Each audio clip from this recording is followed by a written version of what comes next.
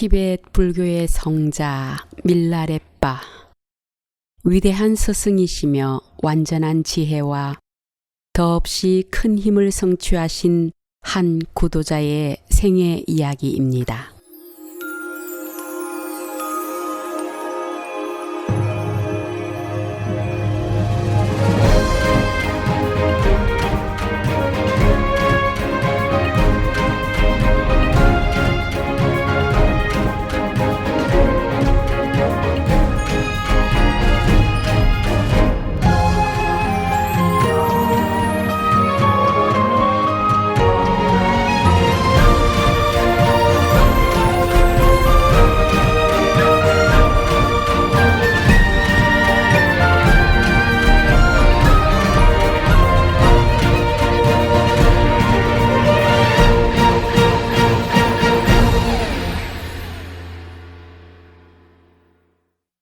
복수.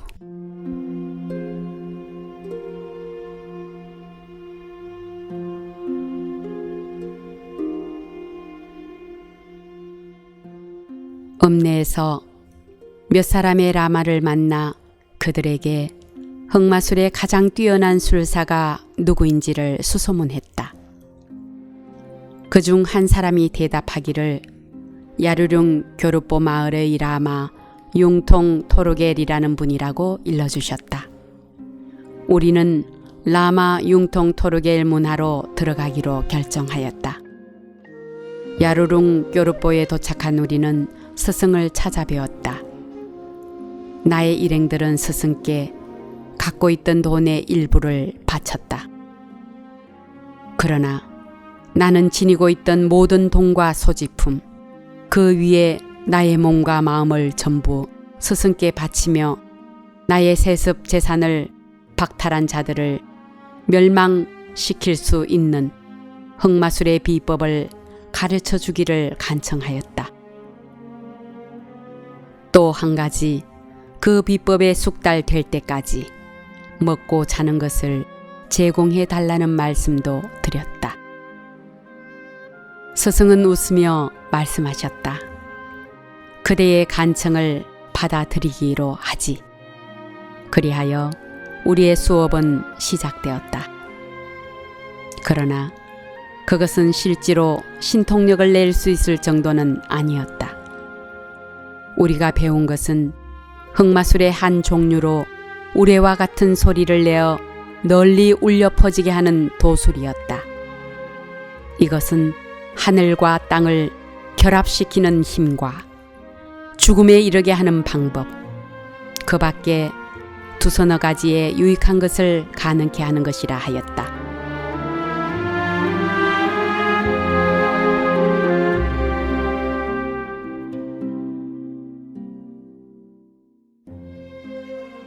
근 1년 가까이 이러한 수업을 받고 나자 함께 왔던 젊은이들은 고향으로 돌아가기를 스승께 청하였다. 스승은 이를 허락하고 정표로 우리들의 모두에게 그 지방에서 생산되는 질 좋은 털옷을 선사하였다. 그러나 나는 내 자신이 아직 만족할 만한 경지에 이르르지 못했다고 생각되었다. 여태껏 배운 실력으로는 고향에 돌아가 실질적인 효과를 낼 수 있는 힘을 발휘할 수가 없었기 때문이었다. 그렇게 되면 어머니는 틀림없이 내가 보는 앞에서 자결해 버리시리라. 정령이대로 집으로 돌아갈 수는 없었다.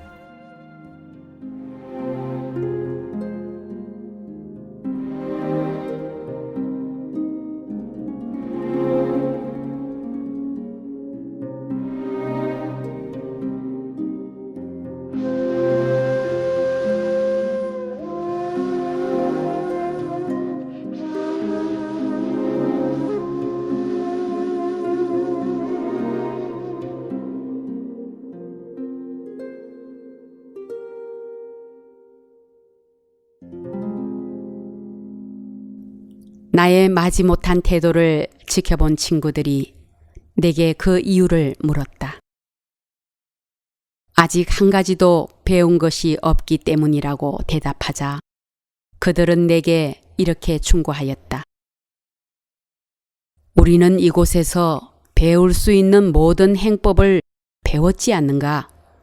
스승께서도 더 이상 우리에게 가르칠 것은 없다고 하셨지 않나? 잘 생각해서 결정하게.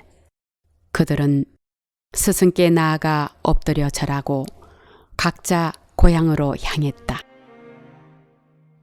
나는 스승께서 주신 트롯을 걸치고 그들과 반나절 남짓 동행하며 전송하였다. 작별하고 돌아오는 길 위에는 많은 쇠뚱이 굴러다니고 있어서 나는 그것들을 앞치마에 주워 담았다. 스승은 좋은 텃밭을 갖고 계셨다. 나는 그 밭에다 구덩이를 파고 주워온 쇠똥을 묻어드렸다. 옥상에서 나의 이러한 행동을 보시던 스승께서는 주위에 있던 제자들에게 이렇게 말씀하셨다고 한다. 내가 가르치던 제자 중 저 사람처럼 착하고 근면한 자는 없었고 또 앞으로도 없을 것이다. 오늘 아침 내게 이별을 고하러 오지 않았던 것은 다시 내 밑으로 돌아올 작정인 것이야. 스승은 말씀하셨다. 대빠가 그대가 고향으로 돌아가지 않는 것은 어찌된 연유에서인가? 나는 스승께서 선사하신 트롯을 벗어 잘 접어 그의 앞에 바쳤다. 내가 가진 재산이라곤 그것밖에 없었기 때문이었다. 그리고 공손히 예배드리고 스승의 발에 이마를 대고 말씀드렸다. 존경하는 스승이시여, 제게는 과부가 된 어머니와 한 여동생이 있습니다. 우리는 큰아버지 큰어머니에게 우리의 유산을 다 빼앗겼습니다. 또한 참기 어려운 가혹한 학대를 받고 있습니다. 그러나 저희들은 우리의 재산을 찾고 그들에게 복수할 수 있는 아무런 힘도 없습니다. 그래서 어머니는 저로 하여금 흑마술을 배우러 보냈던 것입니다. 그러니 제가 만일 그들에게 복수할 수 있는 충분한 기술을 익히지 못한 채 돌아간다면 어머니는 필경 자결해 버릴 것입니다. 스승이시여, 부디 제게 무서운 힘을 발휘할 수 있는 비법을 가르쳐 주시옵소서.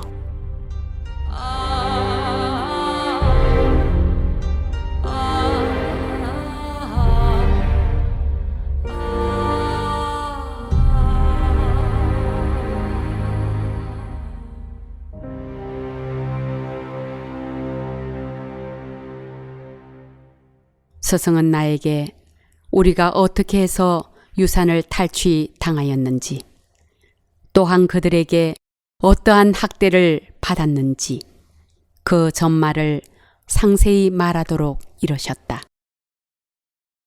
나는 스승께 아버지가 돌아가셨을 때 일어난 일과 그 후 큰아버지와 큰어머니가 우리에게 저지른 가혹한 행위를 낱낱이 말씀드렸다. 이야기 중간중간 서름에 북받쳐 나의 눈에선 눈물이 끊임없이 흘러내려 이야기가 중단되곤 하였다. 스승께서도 슬픔을 참을 수 없는 듯 눈물이 그의 두 뺨을 타고 흘러내렸다.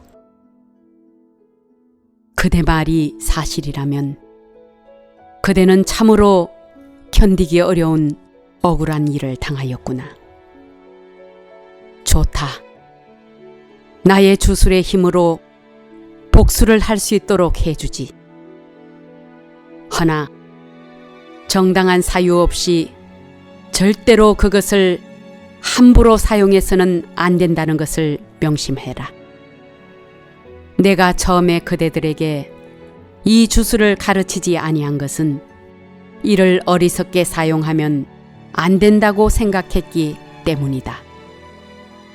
그러나 이제 그대에게 아무 거짓이 없음을 알았으므로 내가 갖고 있는 주술의 전부를 가르쳐 주겠노라. 나는 사람을 마비시켜 살해하는데 가장 효과가 있는 잔돈 마루나꾸라는 마술을 알고 있다. 짱농 계곡의 윤텐 카츠오라는 의사이며 마술사인 라마가 있는데 나는 이 마술의 비법을 그에게 가르쳐 주었다. 대신 그는 손가락 하나로 큰 우박을 내리게 하는 마술을 내게 전해 주었다. 그 이래로 우리는 서로 약속하기를 그에게 우박의 비법을 배우러 오는 사람은 내게 보내 배우게 하고 사람을 살해하는 마술을 배우게 내게 오는 사람은 그에게 보내기로 하였다. 자, 이제 그대는 나의 큰 아들과 함께 그의 처소로 가서 그 술법을 전수받도록 하라. 우리는 윤덴 카초가 있는 짱농 계곡으로 가서 그에게 스승께서 보내신 선물과 편지를 올리고 사정을 말씀드렸다. 나의 친구는 변함없는 우정을 갖고 맹세를 잘 지키는구나. 틀림없이 나는 그대에게 그 비수를 가르쳐 주리라. 우선 그대는 인적이 없는 이 산꼭대기에 암자를 하나 짓도록 하여라. 나는 그가 지정해 준 장소에 큰 돌을 쌓아 올려 출구가 없는 튼튼한 암자를 하나 세웠다.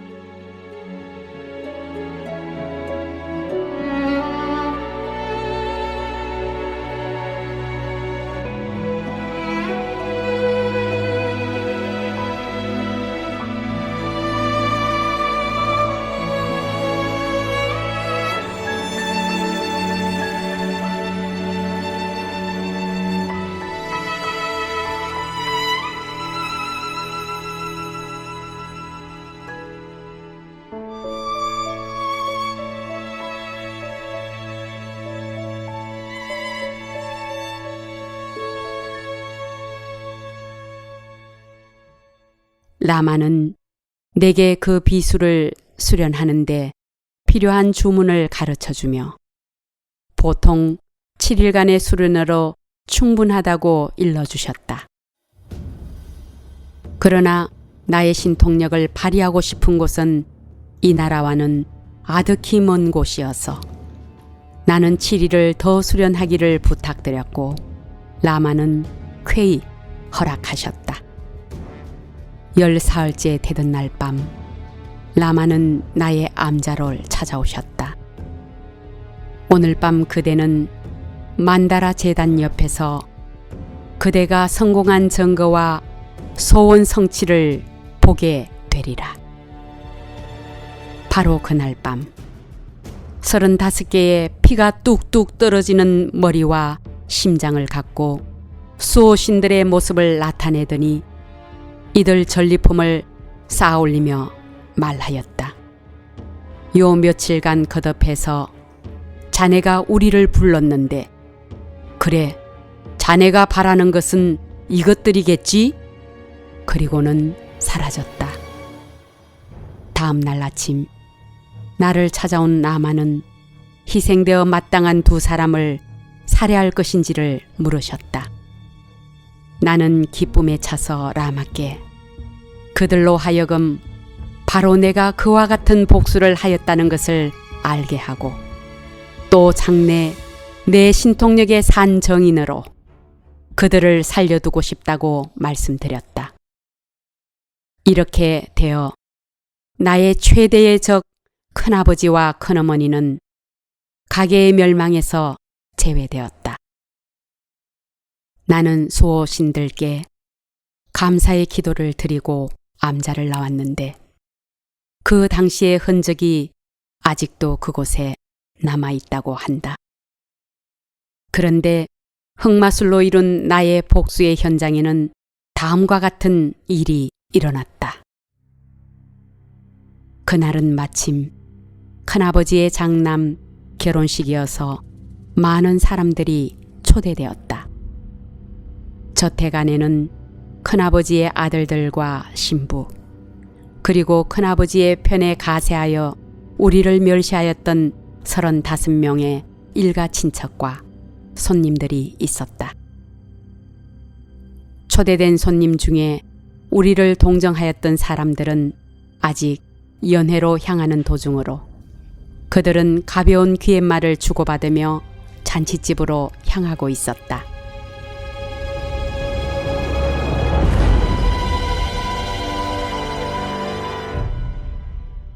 저 집 사람들이야말로 재산을 타인에 맡기니 문 밖으로 쫓겨난다는 옛말 그대로예요. 설마 흑마술을 배우러 떠난 대빠가의 복수가 아직은 효과가 없을지라도 이런 때야말로 인가에 대한 응보가 찾아올 다시 없는 기회가 아니겠어요? 그때 한 하녀가 물을 기르러 나와 많은 조랑말들이 한가로이 풀을 뜯고 있는 울타리가 쳐진 넓은 정원을 가로질러 가고 있었다. 그런데 갑자기 말들이 한 필도 보이지 않고 대신 수많은 전갈과 거미, 뱀과 개구리들이 우글거리는 것처럼 보였다. 그중 괴물처럼 생긴 큰 전갈 한 마리는 거대한 집게발을 저택의 큰 기둥에 들이받고 있는 힘을 다해 밖으로 끌어당기는 것 같았다. 그 무시무시한 광경을 경악해서 떨고 있던 하녀는 짐승들이 흥분된 나머지 미쳐 날뛰기 시작했을 무렵에야 겨우 도망쳐 나올 수가 있었다. 짐승들은 우리의 망을 찢고 뛰쳐나와 울부짖고 걷어차는 등 주변 일대는 극도의 혼란에 빠졌다. 그러자 그중 한 마리가 굉장한 힘으로 저택의 기둥을 들이받자 기둥이 부서지면서 저택 전체는 굉음과 함께 무너져 내려버렸다. 동시에 집안에 있던 신부 및 큰아버지의 아들들을 비롯한 35명의 모두가 그 밑에 깔려 죽고 말았다. 흙먼지는 하늘을 덮고 사람들과 짐승들의 시체가 폐허를 메웠다. 굉음과 함께 짐승의 울부짖는 소리, 사람들의 날카로운 비명소리에 나의 누이가 무슨 일인가 하고 집 밖으로 달려나왔다. 누이는 곧 안으로 뛰어가며 숨 넘어가는 소리로 어머니를 불렀다. 어머니, 어머니, 빨리 나와보세요. 큰아버지의 저 집이 무너지면서 많은 사람들이 죽었어요.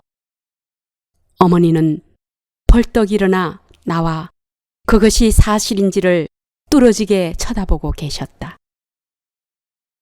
흙먼지에 뒤덮이고 허공에 가득 찬 비참한 울음소리와 신음소리를 듣고 어머니는 완전히 놀라는 한편 잔인한 희열감에 젖어 계셨다. 어머니는 긴 막대기 끝에 넝마 조각을 매달아 깃발처럼 높다랗게 흔들며 온 마을이 떠나가도록 외쳐대셨다.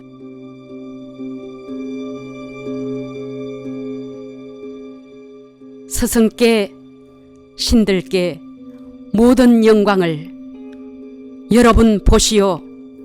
밀라 세라프 까르제네게 훌륭한 아들이 있나 없나를 내 비록 돼지밥 같은 음식을 먹고 누더기를 걸쳐야만 했으나 이것이 과연 우리의 희생에 대한 안갚음으로 충분한지 모두들 나와서 여러분 눈으로 보시오.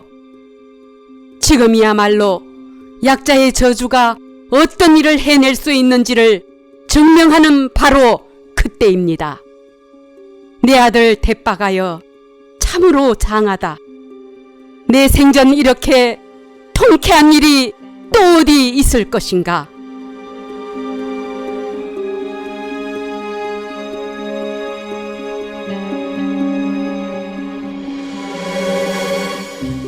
증오에 차서 퍼붓는 어머니의 독설을 듣고 있는 큰아버지를 위시한 마을 사람들은 우리의 사악한 복수에 오히려 붕괴하여 다시는 흑마술을 쓰지 못하도록 나에게 자격을 보내기로 합의하였다. 그 소문을 듣고 어머니도 내게 편지를 보내어 그들을 다시는 그 같은 마음을 먹지 못하도록 나의 강력한 주술력을 다시 한번 보여주라는 청을 해 오셨다. 나는 스승께 어머니의 편지를 보여드리고 폭풍우와 우박을 내리게 하는 술법을 가르쳐 주시기를 간청하였다. 수련당에 들어가 7일 기도를 끝내자 당 안에 구름이 모이고 번개가 치고 우레소리가 들렸다. 그때 나는 나의 주문대로 폭풍우의 진로가 바뀌는 것을 느낄 수 있었다. 스승께서도 이를 증명해 주셨다. 나는 곡물의 수확기를 기다렸다가 순례자의 복장으로 꾸미고 몰래 고향 마을에 숨어 들어가 뒷산 높은 곳에 호미단을 설치하고 폭풍우와 우박을 내리게 하는 주술을 행하였다. 그러자 검은 구름이 하늘 가득히 낮게 깔리더니 돌연 세찬 우박과 함께 폭풍우가 밀어닥쳐 그 일대의 수확을 앞둔 많은 밀밭과 나달 한 개 남기지 않고 싹 쓸어버렸던 것이다.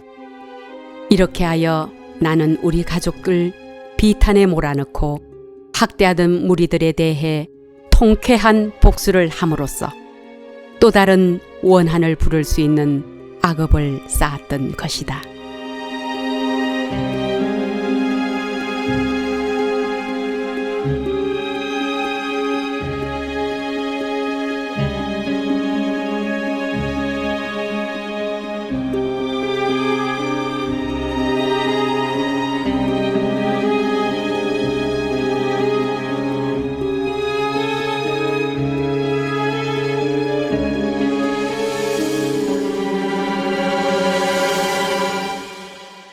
이야기가 끝나자 듣고 있던 대중들은 비애와 한탄으로 마음 깊이 동요하였다. 눈물이 두 뺨을 적셔내려 한동안 모두 숙연해졌다.